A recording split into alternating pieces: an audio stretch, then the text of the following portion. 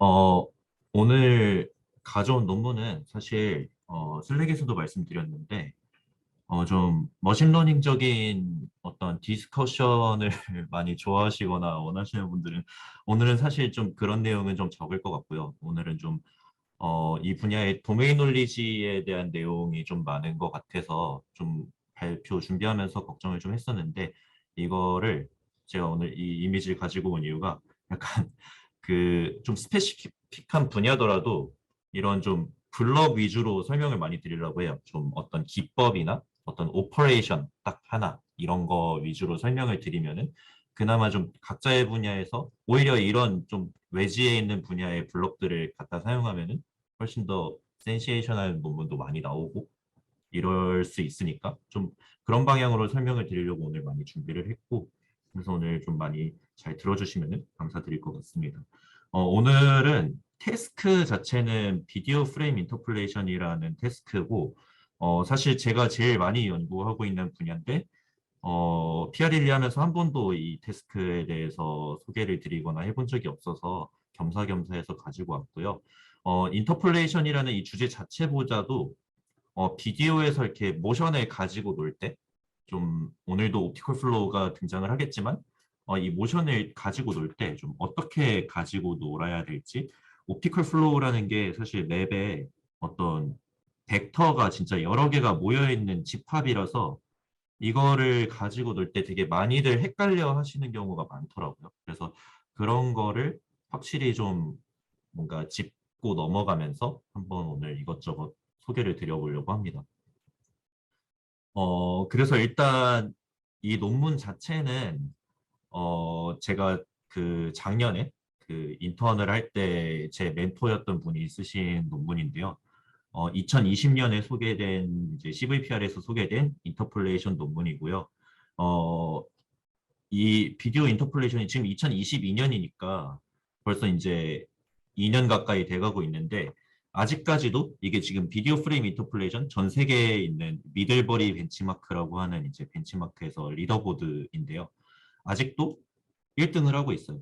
사실 2년이라는 시간은 컴퓨터 비전이라는 업계에서는 굉장히 1등이 많이 갈아치워질 법도 한 시간인데 계속 정말 좋은 성능을 유지하고 있고 아직도 많은 논문들이 이 성능을 못 이기고 있다. 이렇게 보시면 될 것 같아요.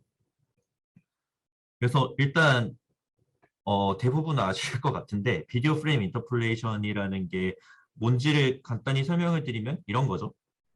프레임이 있으면은 이 두 프레임 사이에 어떤 프레임이 있을지 이렇게 예측해서 채워 넣는 거예요.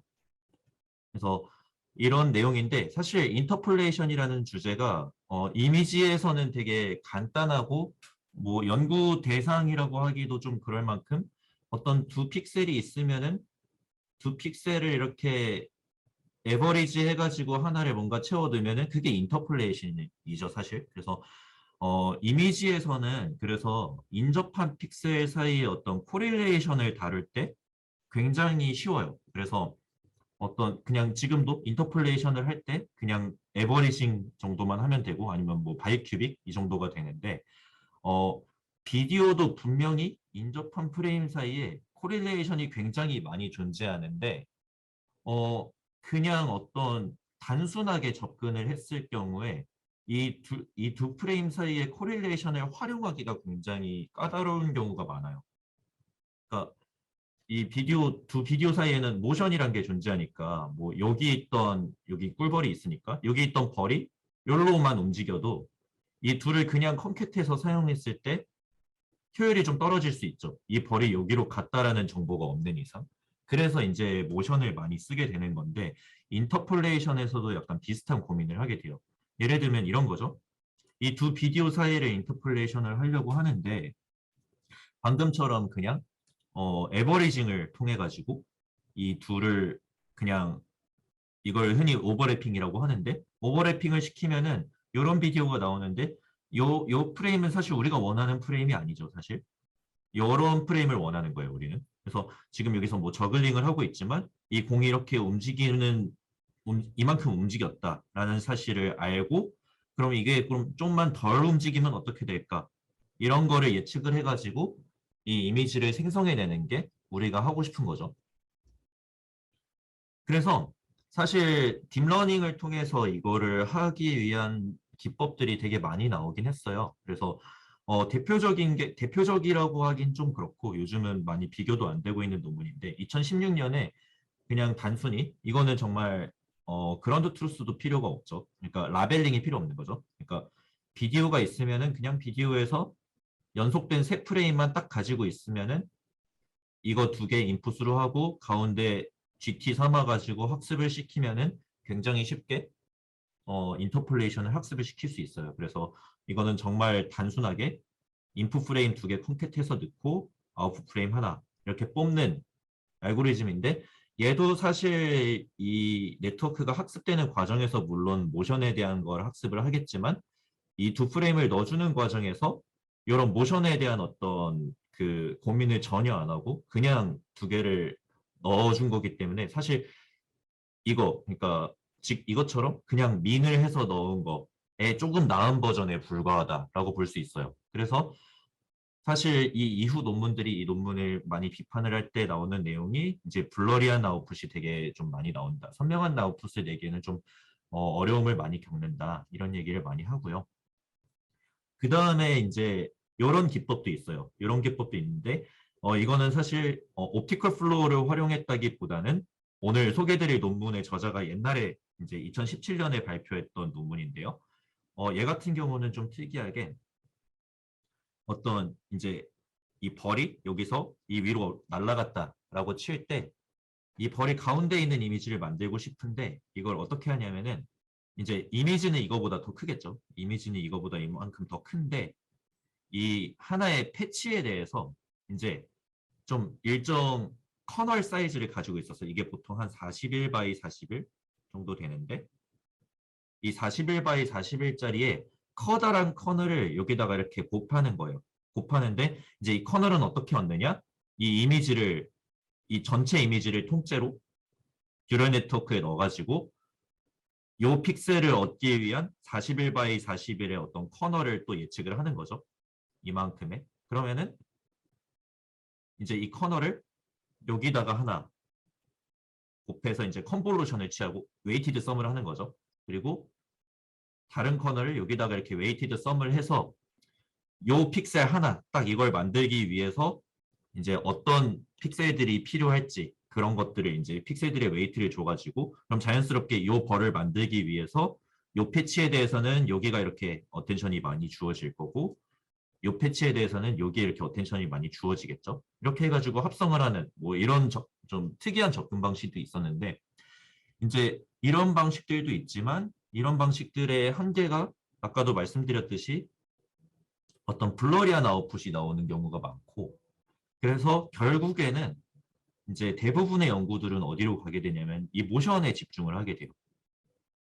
물론 뭐 이 앞에 이 커널도 어떻게 보면은 특이한 방식을 통해서 모션을 얻은 경우라고 할 수 있지만 조금 더 직관적인 모션을 활용하자라는 방식으로 좀 이제 얘기가 되죠. 그래서 이 꿀벌이 가운데 있는 이미지를 만들기 위해서 얘가 일로 움직였구나, 얘가 그냥 이렇게 움직였구나라고 하는 어떤 이런 모션 정보를 파악할 수 있다면은 얘를 만들기가 굉장히 쉽겠다라는 방향으로 연구가 진행이 되죠. 근데 이 모션이라는 게 결국 옵티컬 플로우고요.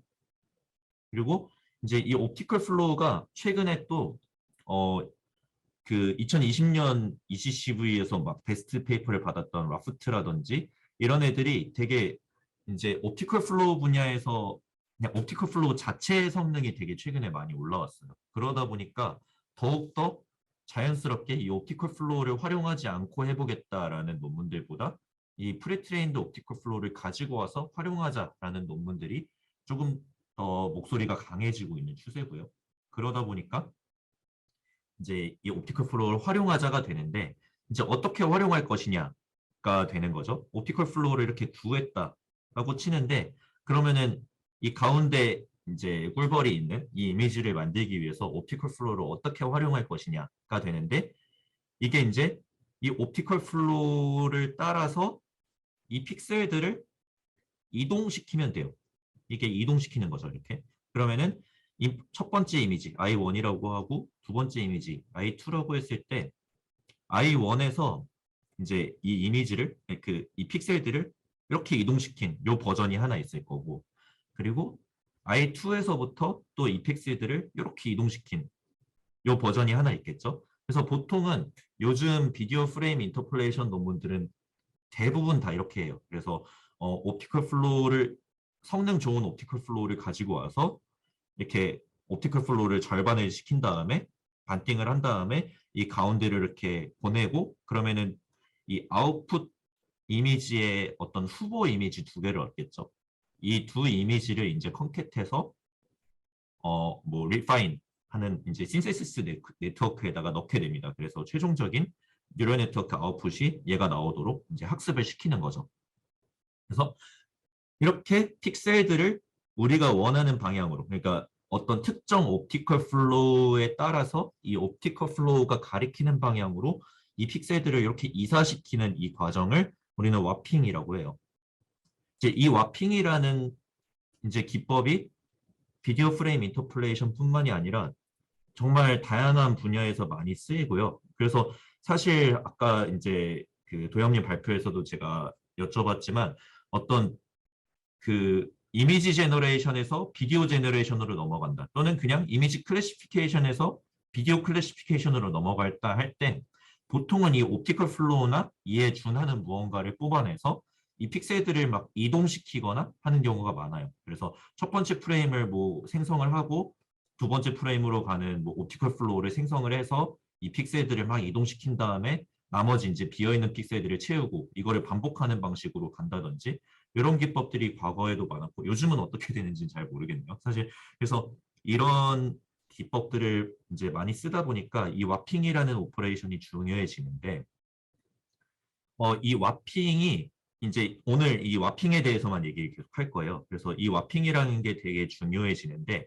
이제 와핑을 얘기하기 전에 좀 간단하게 이 뒤로 이제 옵티컬 플로우를 좀 표현하는 방식에 대해서 좀 먼저 소개를 드리고 넘어가면은, 이거는 이제 지난번에도 제가 좀 한 번 소개 드린 적이 있는 내용인데, 옵티컬 플로우는 이게 이미지에 덴스하게 벡터들이 다 배치되어 있는 상태다 보니까 어떤 막 화살표로 표시하기가 되게 어려워요. 픽셀 개수랑 벡터 개수가 같다 보니까.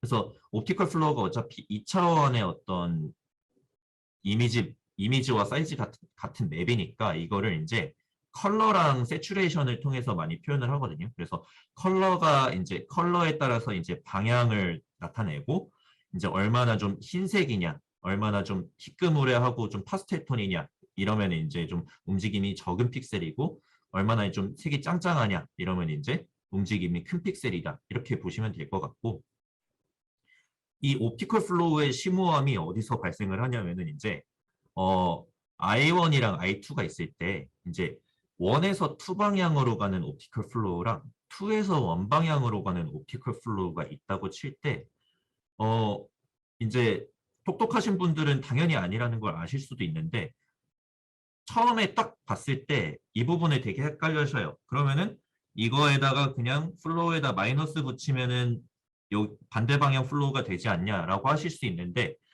사실 옵티컬 플로우는 이 출발하는 프레임이 뭐냐에 따라 되게 크게 구조적으로 많이 바뀌거든요. 그래서 제가 좀 그려봤어요. 그래서 방금 전에 비주얼라이즈 소개해 드린 거대로 이제 여기서 1로 가는 옵티컬 플로우, 1에서 2로 가는 거랑 1에서 1을 그냥 마이너스 붙인 거랑 2에서 1로 가는 옵티컬 플로우를 그려보면은 이제 이 둘은 구조적으로 뭔가 이제 같은데, 2에서 1로 가는 옵티컬 플로우는 구조적으로 얘랑 좀 다르죠. 그러니까 이 둘이 같을 수 있다라는 어떤 기대를 할 수 있는데 다르다는 거죠. 이게 왜 그러냐면은 이제 옵티컬 플로우의 어떤 엣지 같은 것들이 이제 출발하는 프레임이랑 이제 결을 같이 한다. 이거를 생각해 보시면은 이게 당연히 방향이 달라졌을 때 그냥 마이너스만 붙인다고 되는 게 아니구나라는 거를 이해하실 수 있어요. 그래서 사실 여기서 이제 발생하는 문제가 이 둘이 다르기 때문에 와핑 방식에도 두 가지 방식이 생겨요. 이제 두 가지 방법이 뭐냐면은 포워드 와핑이랑 백워드 와핑이 있어요. 그래서 와핑이 아까 전에 말씀드렸듯이 픽셀을 플로우에 따라서 이동하는 건데, 이동시키는 건데, 이 이동시키는 방식이 두 가지가 있는 거죠. 그래서 포워드 와핑은 어떻게 하는 거냐면은 이 인풋에서 어떤 이제 이 I1을 I2 시점으로 그러니까 이 I1을 재료로 I2랑 비슷한 이미지를 만들고 싶으면은 I1에서 2로 가는 플로우를 구해서 이 플로우를 따라서 이 픽셀들을 이동을 시키면 되는데 포워드 와핑은 이제 이 옵티컬 플로우 I1, 2를 뽑아가지고 이 옵티컬 플로우가 가리키고 있는 이 방향으로 이 픽셀을 그대로 이동시켜서 여기 배치시키는 거예요. 이런 와핑 방식이 있고 백워드 와핑은 이 반대 방향의 옵티컬 플로우를 구해가지고 이 픽셀의 값이 무엇일까를 이 반대 방향의 옵티컬 플로우를 따라가가지고 이 값이구나 해서 일로 갖고 와가지고 채우는 거예요. 이 두 가지 방식이 좀 다른데 대부분은 이제 과거에는 백월드 와핑을 많이 썼었죠. 그래서 백월드 와핑을 먼저 설명을 드리면은 이제 이 위치에 있는 값이 무엇이냐. 그러니까 I1에서 2로 가는 이 와핑된 픽셀의 값은 이 위치로부터 옵티컬 플로우만큼 이동한 이 위치. 이 위치가 이제 여기가 x라고 치면은 여기가 x 플러스 f1의 x 위치가 되겠죠.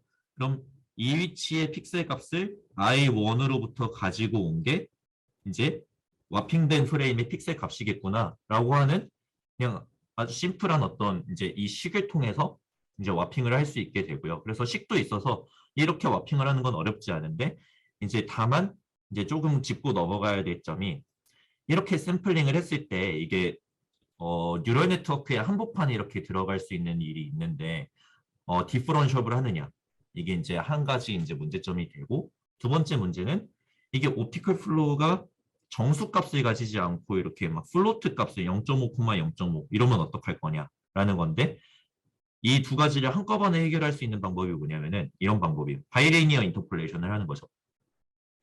그래서 이 네 픽셀이 이 I1에 어떤 그 그리드 위치라고 했을 때 실제로 값이 있는 위치라고 했을 때 옵티컬 플로우가 딱 어떤 픽셀 하나를 가리킨 게 아니라 이런 애매한 위치에 딱 떨어진 거예요.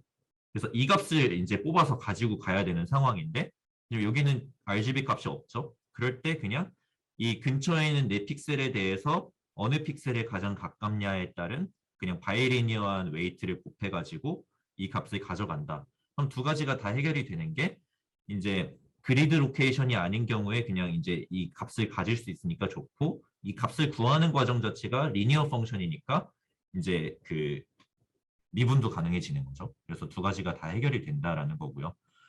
근데 이제 백월드 와핑의 문제가 이제 비디오 프레임 인터폴레이션에서의 백월드 와핑을 쓸 수가 없는 게 이거는 다른 분야에서도 이 백월드 와핑을 활용하지 못하는 경우가 상당히 많아요. 왜 그러냐면은 이제 우리가 옵티컬 플로우를 구할 때는 I1이랑 I2를 가지고 이제 이 둘 사이에서 구하게 되는데 그렇게 해서 이제 포워드 방향의 플로우는 쉽게 구할 수 있어요. 이거를 그냥 이렇게 반절하면 되는 거죠. 진짜 여기서 일로 가는 플로우 이 플로우에다가 2분의 1 곱하면은 이게 되는 거고요. 이 플로우에다가 2분의 1 곱하면은 그냥 이게 돼요. 근데 백워드 플로우는 출발 지점 자체가 이 만들어야 되는 프레임이기 때문에 이 플로우를 얻는 방법 자체가 없어요. 아까 말씀드렸듯이 이 플로우를 그냥 이걸 2분의 1 해가지고 그냥 마이너스 붙이면 되는 거 아니냐. 이 논리는 안 통하는 거죠. 플로우가 반대 방향이라고 해서 옵티컬 플로우를 그냥 그 음의 부호만 붙인다고 이게 반대 방향의 플로우가 되는 게 아니다. 그렇기 때문에 이제 I1이랑 I2만 가지고는 이 중앙 프레임, 우리가 구해야 되는 프레임으로부터 양쪽 프레임으로 향하는 옵티컬 플로우를 구할 방법이 전혀 없어요. 그래서 옛날에는 어떻게 했었냐면은 그냥 프리트레인드 옵티컬 플로우를 쓰는 방법을 포기를 하고 인풋 프레임 두 개를 넣어서 그냥 엔드 투 엔드로 학습을 하는 거죠. 인풋 프레임 두 개를 넣어서 그냥 이 가운데 프레임이 뭐가 될지 모르겠지만 이 중앙 프레임으로부터 양쪽 프레임으로 향하는 옵티컬 플로우를 그냥 밑바닥에서부터 예측해버리고 이 예측한 결과에 따라서 백월드 와핑을 진행을 해서 이 중앙 프레임을 만들어내는 이 방식을 옛날에 많이 썼었어요. 그래서 얘도 이제 2017년에 소개된 논문 중에 대표적인 논문인데 그러다 보니까 이제 두 가지의 문제점이 생기는 게 하나가 프리트레인드 옵티컬 플로우를 못 쓰죠. 프리트레인드 옵티컬 플로우를 못 쓰니까 최근에 나오는 막 라프트 같은 정말 어, 그 성능 좋은 옵티컬 플로우 알고리즘들을 하나도 활용할 수 없고, 그리고 이게 아무래도 이 소스 프레임, 그러니까 출발 지점에 해당하는 프레임이 없는 상태에서 이렇게 허공을 휘젓는 느낌으로다가 어떤 그냥 이 벡터 먼저 구한 다음에 이 출발 지점에 해당하는 프레임을 그제서야 이렇게 와핑을 통해 구하는 느낌이다 보니까 이게 구해진 플로우의 퀄리티가 아무래도 안 좋아요. 그래서 이 두 가지 문제가 좀 있습니다. 그래서 이제 우리는 결국에는 포워드 와핑으로 가야 된다. 포워드 와핑의 장점은 옵티컬 플로우를 쓸 수 있다. 옵티컬 플로우를 쓸 수 있고, 두 번째 장점이 사실 이렇게 하면은 이 프레임 딱 두 개가 있을 때 딱 0.5 위치, 그러니까 딱 중앙 위치의 프레임만 구할 수 있어요. 이제 그렇게 학습을 했을 때. 근데 얘 같은 거 이제 옵티컬 플로우 같은 경우는 여기서 이 방향으로의 옵티컬 플로우가 그냥 있는 거니까 여기서 0.7을 곱하면은 요만큼만 가서 구할 수도 있는 거고, 뭐 0.3을 곱하면은 요만큼만 가서 구할 수도 있는 거다 보니까 이 중앙에 있는 프레임들을 연속적으로 다 구할 수 있는 게 가능해요. 여러 가지로 좋은 거죠. 사실 이게 왜 그러냐면은 포워드 와핑이 훨씬 직관적인 와핑이기 때문에 얘를 그냥 옵티컬 플로우가 향하는 방향으로 픽셀을 보낸다. 이 개념이니까 훨씬 직관적이어서 이런 것들이 다양하게 가능해지는 거죠. 근데 이제 이 포워드 와핑의 가장 치명적인 단점이 뭐였냐면은 아까 전에 백월드 와핑이랑 다르게 이 x 플러스 fx가 이제 이 인풋 부분에 들어가게 되는 문제가 생기면서 어 이게 바이젝션이 안 돼요. 그러니까 한마디로 이 픽셀들이 세 개, 뭐 두 개 이상의 픽셀이 하나의 위치로 이렇게 몰리게 되는 경우가 생겨요. 얘네들이 옵티컬 플로우라고 해서 이쁘게 진짜 딱 그 각자의 위치로 찾아 들어가는 게 아니라 얘네들이 서로 자기 자리라고 싸우는 일이 벌어지고, 그러면은 이렇게 싸우는 일이 벌어지는 동안 한편 무슨 일도 벌어지냐면은 당연히 이렇게 싸우고 있다는 뜻은 이렇게 아무도 관심을 주지 않는 영역이 또 생기죠. 그 구멍이 생기기도 하고 이렇게 싸우는 영역이 생기기도 한다. 이거를 해결을 못해서 지금까지 포워드 와핑을 쓰지 못하고 있었던 건데, 이제 오늘 소개해드릴 논문이 이거를 해결했다라는 거죠. 그래서 사실 이렇게 홀이 생기는 문제는 그냥 인페인팅 하면 돼요. 이거는 그냥 뒤에서 어차피 리파이먼트 네트워크를 거칠 거니까 이 부분을 채우는 거는 문제가 아닌데, 이제 두 개 이상의 이제 픽셀들이 서로 내 자리야라고 이제 싸우고 있는 이 상황을 어떻게 교통 정리를 해줄 것이냐가 문제인 거죠. 그래서 오늘 이제 설명드리는 이제 드디어 왔는데, 소프트맥스 스플래팅이라는 이제 기법을 이 논문에서는 설명하고, 이 스플래팅이 뭔지 이제 뜻이 뭐냐면은 이런 거예요. 그 물감 쏘는 거 있죠. 이렇게 물감 쏴가지고 이렇게 벽에다가 찰싹하고 붙이는 거 있잖아요. 이런 걸 막 스플래팅이라고 하는데, 딱 이 논문에서 주장하고 있는 그 알고리즘 기법이 정말 스플래팅에 해당하는 느낌이에요. 그러니까 한마디로 어 이제 여기에 파란색 픽셀이 있었다. 근데 이 파란색 픽셀을 이제 포워드 와핑을 통해서 여기로 보낼 건데, 이 어떤 파란색 물감을 여기서 팍 하고 쏜 거죠. 여기서 찰싹 하고 여기 이제 파란색 물감이 이게 붙는 약간 이런 개념으로 먼저 약간 정성적으로 생각하시면 편할 것 같아요. 그래서 사실 그냥 포워드 와핑 개념 자체가 스플래팅이라고 보시면 되는데, 여기서는 이제 어떤 일을 하냐면은 이제 이 논문에서 딱 이제 그 챕터 섹션 3를 딱 들어가면은 진짜 딱 요 순서로 이 논문에서 설명을 하거든요. 그래서 저는 개인적으로 이 논문 되게 잘 썼다고 생각을 하는 게, 되게 이 논문에서 주장하고 있는 알고리즘뿐만 아니라 이 알고리즘을 구상하기 위해 어떤 단계를 거쳐왔는지 이 논문에서 딱히 필요 없는 그런 부분까지도 처음부터 한 단계씩 이렇게 설명을 하더라고요. 그래서 되게 좋았는데, 먼저 얘네가 생각할 수 있는 게 서메이션 스플래팅이에요. 제일 이제 어, 어떻게 보면은 제일 기본적인 형태의 스플래팅인데, 한마디로 이제 요 픽셀을 요 픽셀을 이렇게 쏘는데, 쏘는 과정에서 이 P라는 픽셀 입장에서 이걸 좀 확대해서 봤다고 치죠. 그러면 이 P라는 픽셀 입장에서 물론 이제 다른 픽셀들도 있겠지만 이 이제 P라는 픽셀의 RGB 값이 그러면은 뭐냐라는 걸 채워야 되는 상황이죠. 그러면은 이 P라는 픽셀 입장에서 지금 이 I1에서 Q라는 위치에 있는 픽셀에서 팍 하고 싸가지고 지금 플로우가 여기에 떨어졌어요. 플로우에 따라서 이제 이 I1에서 출발한 픽셀이 여기 이렇게 떨어졌는데 그러면은 여기 떨어졌다라는 정보를 가지고 이 P라는 픽셀의 값을 어떻게 채울 것이냐라고 하면은 이 오차 거리 있죠. 이 P라는 위치에 정확히 딱 떨어졌으면은 이 RGB 값을 그대로 P에다가 저장하면 문제가 없을 텐데 이만큼 지금 빗나가 있는 상황이니까 이 U에 어떤 반비례하는 웨이트를 여기다가 걸어줘가지고 더하는 거죠. 그래서 여기서 어떤 웨이트를 하냐면은 이 B가 그래서 어떤 거리에 따른 웨이트인데 제가 이걸 그렸어요. 이렇게. 그러니까 어떤 P라는 픽셀 입장에서 어디에 떨어졌냐에 따라서 이제 요 약간 뿔처럼 보이는 요 모양의 웨이트를 그 픽셀의 RGB 값에다가 곱한 다음에 여기로 다 보내는 거죠. 이렇게. 보낸 다음에 여기 말씀드렸듯이 서메이션 스플리팅이잖아요. 그냥 다 더하는 거예요. 그러니까 이 P 입장에서 이제 어떤 0.5 픽셀 거리만큼 이렇게 있는 이 정사각형 위에 굉장히 뭐 몇 개 이제 RGB 픽셀들이 I1으로부터 이제 쏴가지고 이렇게 떨어질지 모르지만 몇 개가 이렇게 팍팍팍 하고 튀어서 이제 여기 꽂혔다고 칩시다. 그러면 이 꽂힌 애들을 다 더하는 거예요.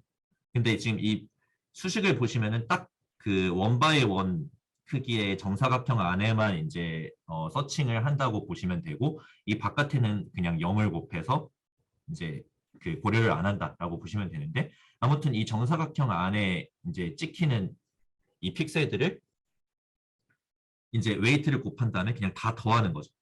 근데 다 더하면 당연히 안 돼요. 다 더하면은 픽셀 값이 255를 넘겠죠. 넘는 일이 수두룩하겠죠. 그래서 이제 이런 결과가 나옵니다. 이런 결과가 나와서 이게 이제 이 자동차가 앞으로 가고 있는 모습인데 이 샘플이 되게 좋은 게 이 뒤에 어떤 이 카메라가 움직이지 않는다고 가정을 했을 때 이 뒷배경에 있는 이 풀숲은 나는 여기 계속 있을래 라고 하고 있는 거고 이 자동차에 해당하는 픽셀은 나 여기 있다가 일로 왔어 라고 하는 상황이니까 지금 이 자동차 픽셀이랑 이 풀숲 픽셀이 서로 자기 자리라고 싸우고 있는 상황이 발생을 하는 거거든요. 그래서 그 싸우는 위치가 이렇게 하얗게 빛나는 이유는 뭐냐면은 그냥 무지성으로 다 더했으니까.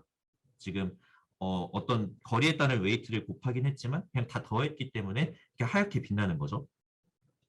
그래서 이제 이런 문제가 있다라는 걸 이제 보여주는 거고 그리고 이 옆에 있는 식은 뭐냐면은 이제 이렇게 해서 스플래팅을 했을 때 미분을 해서 미분이 가능하다라는 걸 몸소 보여주고 있는 식이에요. 그래서 이것까지 제가 일일이 설명드릴 건 아닌 것 같고 그냥 보시면은 이 스플래팅이라는 연산 자체도 미분이 가능해서 언제 어디서든 네트워크 중간에 끼워 넣을 수 있구나라는 거를 보시면 될 것 같습니다. 그래서 이제 이러면 안 되니까 이제 에버리지 스플리팅이라는 걸 얘네가 이제 다음 아이디어로 제안을 해요. 그래서 에버리지 스플리팅은 뭐냐면은 이제 서메이션 스플리팅이랑 똑같은데 이게 이제 서메이션 스플리팅이고요. 그리고 서메이션 스플리팅을 이미 그 RGB 픽셀, 그러니까 I1 픽셀들에 대해서 한 거 말고 그냥 값이 전부 1로 채워진 어떤 이미지가 있다고 칠 때 얘네들을 똑같이 서메이션 스플리팅을 해가지고 이 결과 가지고 더 이제 분모에다가 이렇게 나눠주게 되면은 노멀라이즈가 돼요. 그러니까 그냥 서메이션 스플리팅을 노멀라이즈한 결과예요. 노멀라이즈를 한 이제 알고리즘이고 이렇게 하면은 이제 적어도 이렇게 하얗게 튀는 경우는 없겠죠. 근데 이제 에버리지를 했다 보니까 이제 이런 현상이 생기는 거죠.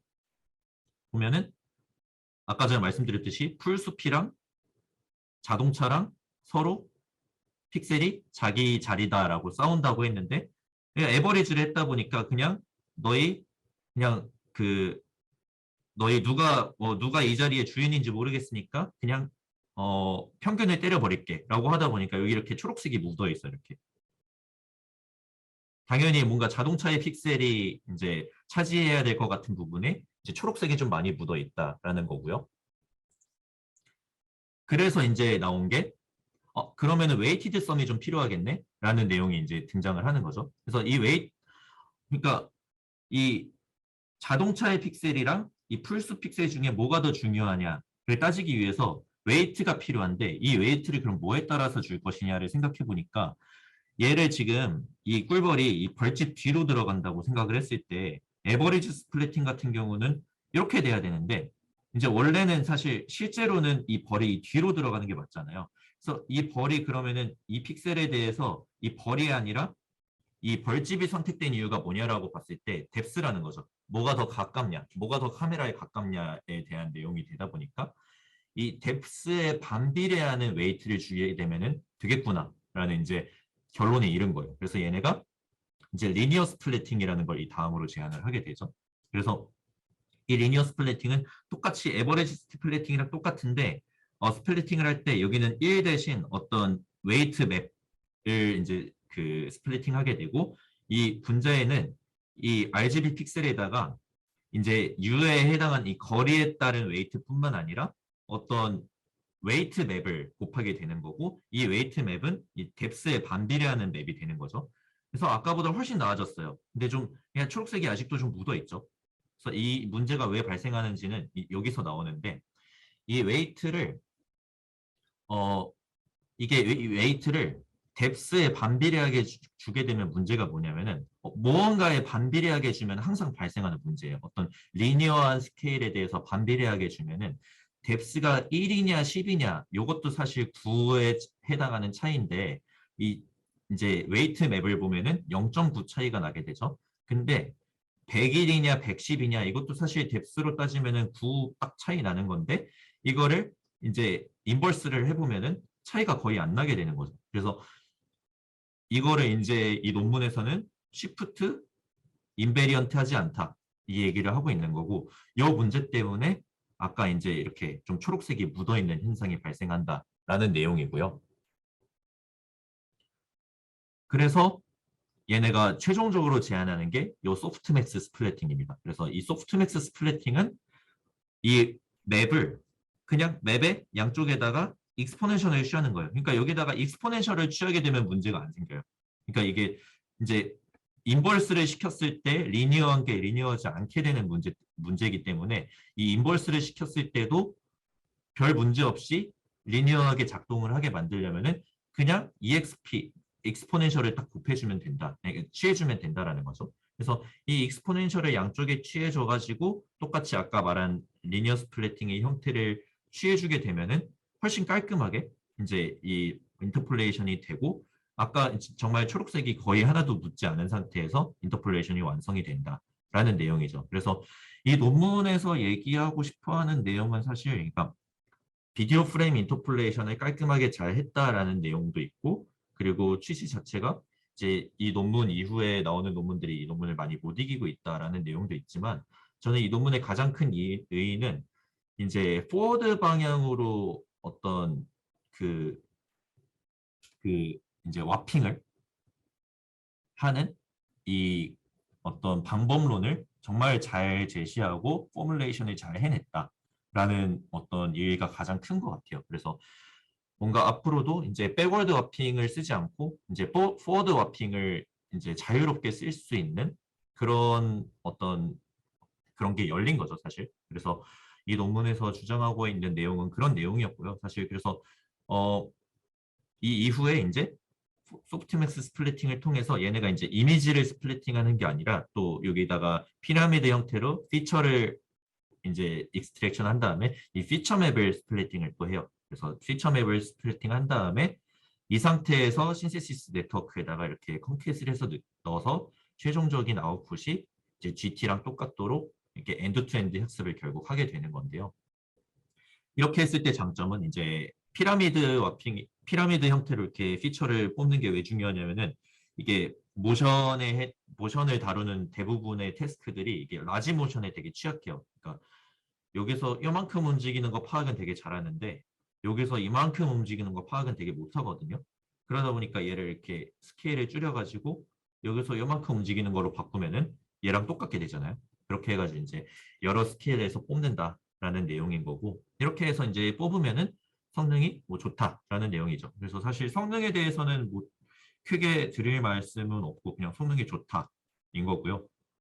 그래서 이렇게 해서 뭔가 그 얘네가 이제 설명하고자 하는 내용은 다 말씀을 드린 것 같고 지금 시간이 한 4분 정도 남은 것 같은데 발표는 여기까지 드리면 될 것 같고 혹시 그 궁금하신 점 있으시면은 질문 받고 끝내도록 하겠습니다.